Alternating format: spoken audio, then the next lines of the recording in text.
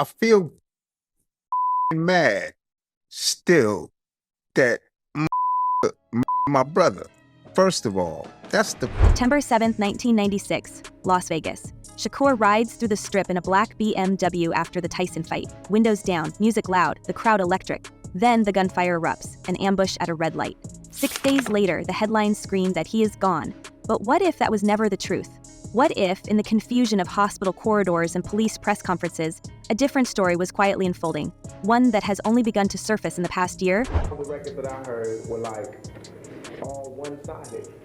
But I'm an actor and I was a poet, so I felt like if my story is to be believable, I have to tell the multifaceted nature. We fast forward nearly 3 decades to July 2023, when agents in full tactical gear stormed the quiet Henderson, Nevada home of Dwayne "Keffy D. Davis. It was pre-dawn, the neighborhood still half asleep, when a swarm of armored vehicles boxed in the cul-de-sac.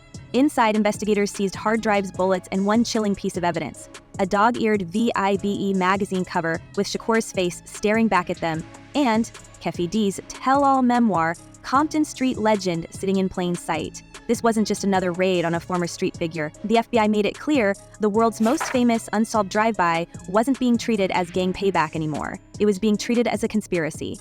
And that, for the first time, cracked open the official story. The raid was only the spark. Days later, hundreds of pages of grand jury transcripts were quietly unsealed. Buried in that testimony was a revelation that set the internet ablaze. Witnesses describing a man, bandaged but alert, boarding a private jet bound for Barbados within hours of the shooting. According to those transcripts, he matched Shakur's build, his voice, his unmistakable presence.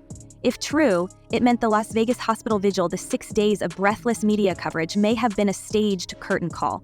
And suddenly, Michael Nice's long-dismissed confession from 2018 that he and the Black Panthers spirited Shakur out of the country with Fidel Castro's blessing no longer sounded like drunken fantasy. Nice said he was part of the team that pulled off the escape, that a body switch was arranged, that Cuba opened its doors, and then, just as he promised to reveal proof, he turned up mysteriously gone himself. Another loose end in a case already strangled with them. You said, hey, I just want to be alive. That's real for you. That's so real. I made a metamorphosis. I'm a new person today. Because I used to strongly and honestly, I feel like I could represent my generation so much because I honestly did not care whether I lived or It's impossible not to notice the symmetry. Shakur's mother, Apheni Shakur, once stood in a New York courtroom as her own lawyer while carrying him inside her womb.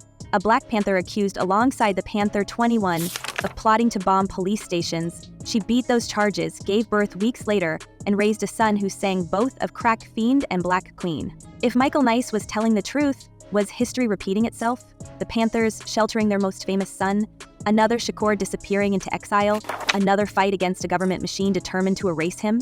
In the smoke and whispers, that connection is what keeps the theory alive. But why would anyone want him gone in the first place? The answer, as always, leads back to Keffy D. In his own words, on camera in print, he described Shakur's shooting as collateral damage, a payback for the beatdown of his nephew Orlando Anderson at the MGM Grand just hours before. That fight was caught on grainy hotel surveillance, fists flying, security scrambling. Keffy D claims the shooting wasn't about music or poetry, it was about vengeance. But even he couldn't resist raising the stakes. In interviews and in his memoir, he alleged that Sean Diddy Combs himself had put $1 million bounty on both Shakur and Suge Knight. The feud wasn't just East Coast versus West Coast. It was Bad Boy versus Death Row, executives playing generals, artists sent to the front lines. Diddy, of course, has always denied it, dismissing the accusation as pure fiction and completely ridiculous. Yet Keffy D's version is darker, a quiet meeting in LA, $1 million on the table, and Diddy's words, "Man, I want to get rid of them dudes." He was scared. Yes, I agree. I do agree that he was probably terrified for his life. So if that is the case, it's also quite feasible that he put up money to get Pac. The timing is eerie. 1 year before the Vegas shooting, the Source Awards descended into chaos. Suge Knight mocked Diddy in front of a roaring crowd.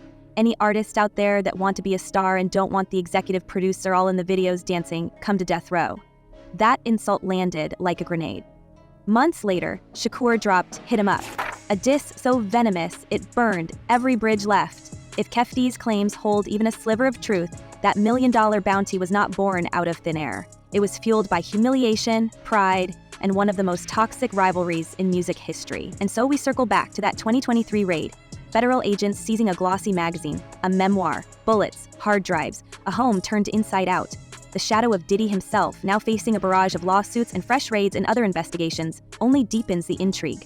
If Shakur really slipped out of Vegas alive, who made it possible? Who cashed in, who stayed silent, and who still knows the truth?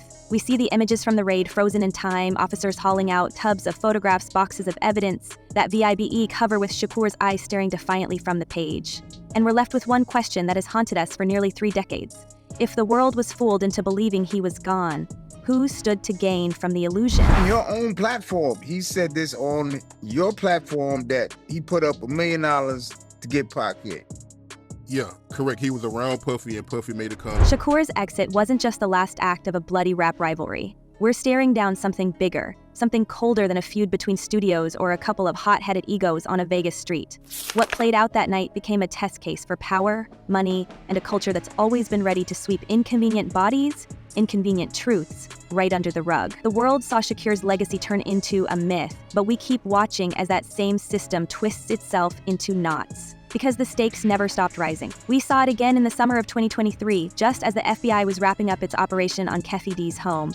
Another set of doors were being battered down at the mansions of Sean Diddy Combs. The headlines all screamed human trafficking probe, wild tales of wild parties, hush money payments, allegations straight out of an LA noir. Yet behind every grainy shot of agents hauling out boxes, evidence bags brimming with hard drives, diaries, luxury watches, we can't help but notice the timing. 2 men, 2 raids, 1 summer, all roads leading back to the same late-night crossroads. Was the FBI just stacking cases on a billionaire mogul, or was there something they've been trying to follow for years? The silence is as loud as ever.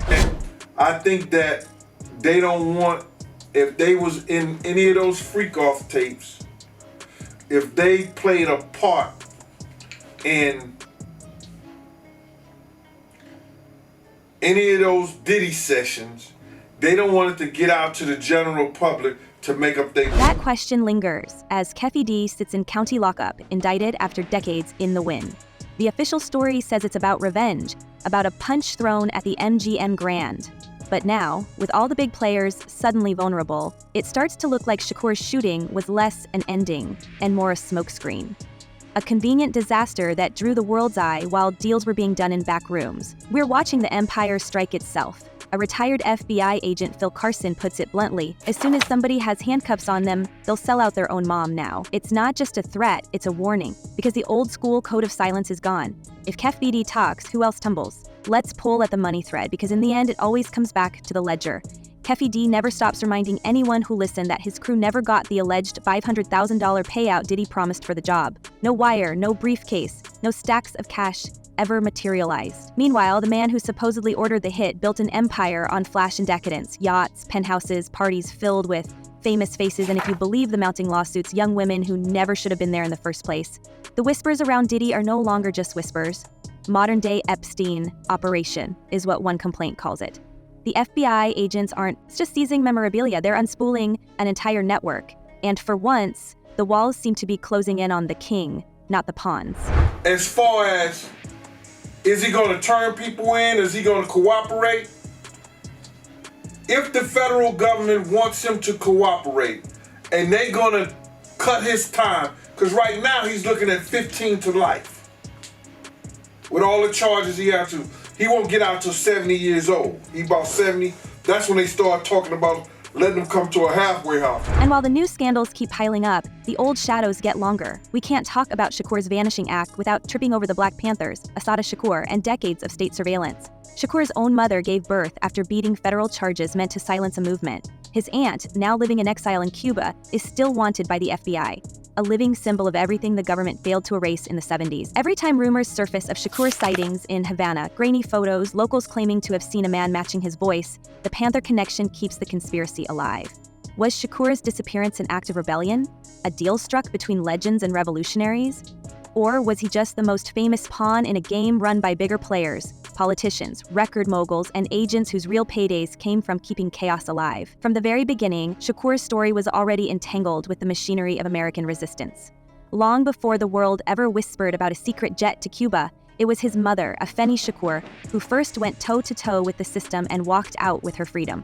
In 1969, the FBI swept up 21 Black Panthers, charging them with a laundry list of bomb plots that would have put each behind bars for 3 centuries. Apheni was 5 months pregnant, her belly a lightning rod in the courthouse. She insisted on representing herself, no law degree, no backup, and she won. Apheni didn't just outwit prosecutors, she survived on a Rikers Island diet of boiled eggs and milk, wrangling a court order just for the nutrition she needed to carry her son. Shakur, in order to come, he was in my stomach in the worst possible living conditions, she later recalled. Well, he was, when he first approached me, he was very nice, very gentle, and a lot of people, the perception of that he had out there was a negative one, but he never at once, anytime, gave me a negative perception of him. This was more than just a family hardship, it was a masterclass in improvising survival, weaponizing visibility, and beating a system designed to crush both body and mind. The Shakur bloodline was forged in the cracks of a prison system famous for its cruelty. Rikers was more than a backdrop, it was an incubator for defiance. Apheni's cell wasn't just a cage, it was the launching pad for a child who'd grow up hearing that freedom sometimes meant outsmarting the world in plain sight. Shakur never stopped feeling those echoes. In his 1995 VIPE prison interview locked up in Rikers himself, he all but mapped out his own rebirth. Gone was the substance, the excuses, the shadowy crowd of hanger-ons. The addict in Shakur is gone, he told Kevin Powell, as if he was chiseling a gravestone for one version of himself and introducing another. One who'd studied how to disappear, how to reinvent, how to resist. There's an eerie symmetry between his mother's ordeal and his own. Each Shakur, staring down impossible odds, learned how to weaponize both vulnerability and myth. I wasn't never faced with any of those issues like that. I was with him through some very, difficult times throughout his life, and I was basically his backbone. He confided in me, and he never treated me bad. So I can't go on what the media has portrayed him to be. The music reflected this legacy in every line. When Shakur fired off Against All Odds in 1996, he aimed the lyrics squarely at a world obsessed with spectacle and deception. I've been shot and I made it. Now you tell me how you fake it. To some, it was just bravado. But for those who read between the lines, it was almost a dare, a hint that he'd learned escape artistry at his mother's knee, that vanishing in public could be as much an act of resistance as standing on trial. Survival wasn't only about running. It was about outmaneuvering, about taking the narrative hostage and making the system the punchline. Apheni's victory wasn't just her own, it became a blueprint. When we look at the wildest theories of Shakur's disappearance, the idea of a Panther operation or a body switch doesn't sound so outlandish. The blueprint was sitting in every library file about the Panther 21 trial, in every press clipping about Rikers, in every radio broadcast where Apheni's resolve sounded like prophecy. For the Shakurs, escape wasn't cowardice, it was chess, not checker. If Apheni could out-argue prosecutors and walk away from a 300-year sentence, why couldn't her son slip out from under the world's gaze at the height of his fame? Welcome back to Screen Scene. She was Tupac Shakur's wife. Keisha Mara Shakur is the only woman who can ever make that claim. And now, in her first television interview, Keisha speaks out about her life with a sling. Maybe that's why the whispers just won't fade away. It isn't only about Shakur outliving a hail of bullets. It's about him carrying forward a tradition, using every lesson Rikers ever taught him, every courtroom tactic Apheni pioneered, every moment where defeat turned into a kind of moral judo. If Shakur did vanish, it wasn't because he feared his enemies. It was because, like his mother, he believed the system didn't deserve his surrender. In the end, the eerie parallels between mother and son don't just make for good conspiracy. They make the whole saga feel like the second act of a play that started decades earlier, one where the ultimate victory isn't survival, but defiance itself. Apheni beat the system and wrote herself back into history. Did Shakur do the same, rewriting the end of his own story, leaving us all searching for the next hidden move? In the world of the Shakurs, escape and resistance have always gone hand in hand, and the world is still waiting for the last trick to be revealed. The echoes get stranger as we dig. Diddy's name keeps surfacing in ways that are impossible to ignore. According to Keffy D's own police confessions and his book, the Southside Crips were never supposed to be the ones holding the bag. The plan, he says, was clear: take out Suge Knight, take out Shakur, and collect $1 million.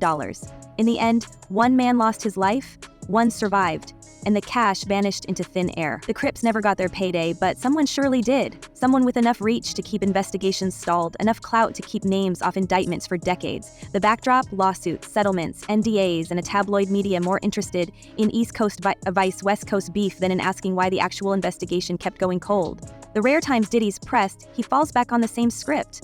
Pure fiction and completely ridiculous. Maybe, but in 2023, with courtrooms hungry for real answers and big names suddenly stuck in the spotlight, those old denials are starting to sound a lot more brittle. Keffy D named Diddy 77 times in court documents related to Tupac's. And as all this plays out, the world can't forget the raw heartbreak. Mike Tyson, Iron Mike himself, breaks down recalling the last time he saw Shakur. He was really happy after the fight. Then he left. That line, delivered with a thick pause and a cracked voice, lands like a hammer. The guy everyone expected to never stop fighting, never stop living, walks out of Tyson's dressing room for the last time. 7 days later, the world mourns, but nobody sees what's really unfolding behind the curtains. By now, the grand jury transcripts are public record. Keffy D's mugshot is everywhere, Diddy's legal team is scrambling, the FBI's files are thicker than ever, and somewhere, the unanswered questions are piling up faster than they can be explained away. For 27 years, Shakur's exit has been spun as a tragedy, an inevitability, a morality play about ambition and violence. But looking at the cold math of evidence and accusation, it's hard to shake the sense that it was always a transaction, a set of debts, a bundle of secrets, a storm of betrayal dressed up as a news story. And here's the gut punch. If Shakur survived, where is he now? Watching the circus from Havana, slipping through crowds in plain sight, waiting for the world to finally catch up to the truth? And if he didn't, who's been cashing in on the silence, and how many more have something to lose if the whole thing unravels? Oh, but I'm still a little suspicious about the timing and how it's all rolled out here. Freeze that final image in your mind. Shakur's 1996 mugshot on the left, Keffy D's fresh booking photo on the right, both staring out through the years, the lies, the power plays, the bodies buried in the story no one really wants solved. So now we've got to ask, what do you believe? Is Shakur sipping coffee in Cuba or buried by the same system that tried to erase his family? Drop your wildest theories and questions below, because this story is only getting darker and we're not done digging. This is the drama you can't turn away from, and until the truth breaks through, keep your eyes open and your guard up. Until next time, stay bold and stay curious, because in this world, nothing is what it seems.